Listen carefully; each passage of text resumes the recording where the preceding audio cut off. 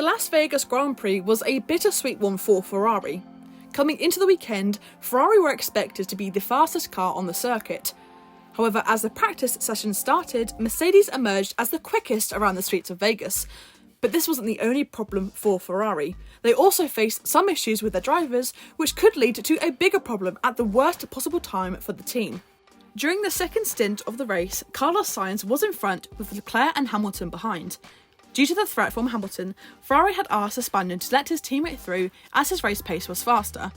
But on lap 29, Sainz was called into the pits to start his third and final stint. Leclerc, on the other hand, was called in only on lap 31. Having pitted 2 laps later, Leclerc lost some ground to Sainz. The 55 driver had warmer tyres and he quickly got past Leclerc. The Spaniard went on to take third place while Hamilton took second. The Monegasque driver was absolutely furious with Ferrari after the race. After crossing the checkered flag, Leclerc's race engineer came onto the radio to say how Leclerc had done his job well. To this he replied, "Yeah, I did my job, but being nice f***ed me over all the f***ing time. All the f***ing time. It's not even being nice, it's just being respectful. I know I need to shut up, but at one point it's always the same, so." With Leclerc going on a rant against the team, Fred Vasseur couldn't do much to calm him down. Leclerc felt that the team betrayed him as Sainz was originally asked to allow his teammate to get past, which he did, and then later when Leclerc was coming out of the pits, Sainz was told to not put pressure on Leclerc and let him keep position. Sainz didn't comply with the team order from Ferrari. This was why Leclerc was upset. Post-race, Sainz responded to Leclerc's radio message by saying, "We have decided not to talk about this with the media. We will discuss with Charles what happened between us. But we don't need to clarify. These are things between us. I never turn on the radio and I don't talk to the media because it's not a nice thing to do and it's not necessary." There is clear friction between the two drivers, but it wasn't just the drivers costing Ferrari more points. The car wasn't working as well as the Mercedes in the colder conditions. Looking after the tyres was key for the race, so the team should have told Leclerc to cool his attack on Russell in the early stages. This led to Leclerc graining his tyres early on, costing him track position and time. The second round of stops was a disaster for the Scuderia. Sainz kept asking to box for fresh rubber as the tyres were shot. Ferrari kept him out too long, and when he was ready to box and he crossed the pit line, he was told to stay out. This is because the team weren't ready for him.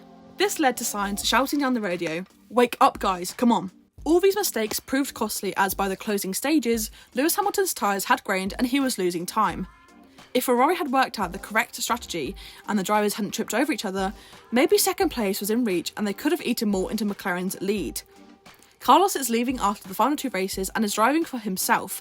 The pair raced each other hard in Austin and Mexico too, but this feud between the two drivers is coming at the worst possible time for Ferrari. With just 2 more races to go, Ferrari has a genuine shot to win the Constructors' Championship this year. If they do so, it would be their first championship since 2008. During the second half of the season, everyone in Ferrari has been performing at a high level until the Las Vegas Grand Prix. So if Ferrari hopes to remain in the championship battle, they need to get back on the horse and focus. At the moment, McLaren is 24 points ahead of Ferrari. This means the passing horses will have to outscore McLaren by at least 12 points per race. Although Red Bull's Max Verstappen and Mercedes are also competing for wins, the championship race is between McLaren and Ferrari only. Mercedes have not been consistent with their performances and are too far behind to catch up. Red Bull cannot fight for the Constructors' Championship with just one driver scoring points. There is no denying that Sergio Perez has not been contributing enough for the title fight. So heading to the next race in Qatar, Ferrari will be looking to capitalise during the race. Given that it's a sprint weekend, there are more points in play. Looking at the layout of the Qatar Grand Prix, it could be very close between Ferrari and McLaren, leading to an exciting battle. For the teams, the Constructors' title is much more valuable than the Drivers' Championship, as it comes with a huge cash prize. The team finishing first is expected to earn about $140 million, while the team finishing second is expected to earn around $130 million. The amount will vary depending on how much revenue F1 has generated throughout the year. This extra $10 million could go a long way for Ferrari in terms of development. It is very likely that we will see the Constructors' title decided only at the season finale in Abu Dhabi. Ferrari will be looking to finish the season on a high, as they will want to keep the momentum going into 2025, where Lewis Hamilton will be joining the team.